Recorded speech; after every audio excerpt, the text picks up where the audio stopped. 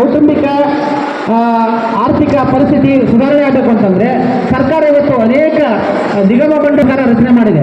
ಅಂಥ ನಿಗಮ ಮಂಡಳಿಗಳಿಂದ ನಿಮಗೆ ಬೇಕಾಗಿರತಕ್ಕಂಥ ಆರ್ಥಿಕ ನೆರವನ್ನು ಪಡ್ಕೊಂಡು ನಿಮ್ಮ ಕುಟುಂಬವನ್ನು ಸಫಲಗೊಳಿಸುವ ಮೂಲಕ ನೀವು ನಿಷ್ಕಾಮ ಕರ್ಮಿಯಾಗಿ ಸಮಾಜಮುಖಿಯಾಗಿ ದುಡಿಬಿಟ್ಟು ನೀವು ಬರ್ಬೋದು, ಹೊರಗಡೆ ಕಾರ್ಯಕ್ರಮಗಳಿಗೆ ಹೋಗಿ ವರದಿ ಮಾಡಿ ಸಾರ್ವಜನಿಕ ಸೇವೆ ಮಾಡ್ಬೋದು ಅನ್ನೋ ಯಾಕಂತಂದರೆ ಸಾಮಾನ್ಯವಾಗಿ ಪತ್ರಿಕೆಗಳು ಸಾಹಿತ್ಯದ ಕಾರ್ಯಕ್ರಮಗಳಿಗೆ ಮಹಿಳೆಯರು ಬರೋದು ತುಂಬ ವಿರಳ.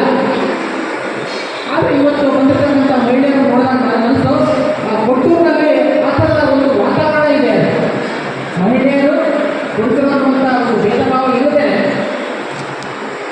ಪಾಲ್ಗೊಳ್ಳುವಂಥ ಕಾರ್ಯಕ್ರಮಗಳನ್ನು ಪತ್ರಿಕಾ ಸ್ನೇಹಿತರು ಮಾಡ್ತಾ ಇದ್ದಾರೆ. ಮತ್ತೆ ಹೀಗೆ ಪತ್ರಕರ್ತರನ್ನ ಬೆಂಬಲಿಸುವಂಥ ಸಾಮಾಜಿಕ ಜವಾಬ್ದಾರಿ, ಪತ್ರಕರ್ತರನ್ನ ನಂಬುವಂಥ ಒಂದು ಸಾಮಾಜಿಕ ಜವಾಬ್ದಾರಿ ಸಮಾಜದ ಮೇಲಿದೆ. ಸಮಾಜದ ಮೇಲೆ ಪತ್ರಕರ್ತರ ಋಣ ಇದೆ. ಆ ಋಣವನ್ನು ತೀರಿಸುವಂಥ ಕೆಲಸವನ್ನು ಸಮಾಜ ಮಾಡಬೇಕಾಗಿದೆ. ಪತ್ರಕರ್ತರನ್ನು ಗುರುತಿಸಿ ಗೌರವಿಸಿ ಅವರ ಸಮಾಜ ಸೇವೆಗೆ ನಿಷ್ಪ್ರಭಾವ ಎಲ್ಲರೂ ಜೋರಾಗಿ ಚಪ್ಪಾಳೆಯನ್ನು ತಟ್ಟುವುದರಿಂದ ತಮ್ಮದೇ ಆದ ಪಾತ್ರ ಪಡೆಯಬೇಕಾಗಿ ನಮಗೆ ವಿನಂತಿ ಮಾಡಿಕೊಳ್ತಾ ಇದ್ದೀನಿ.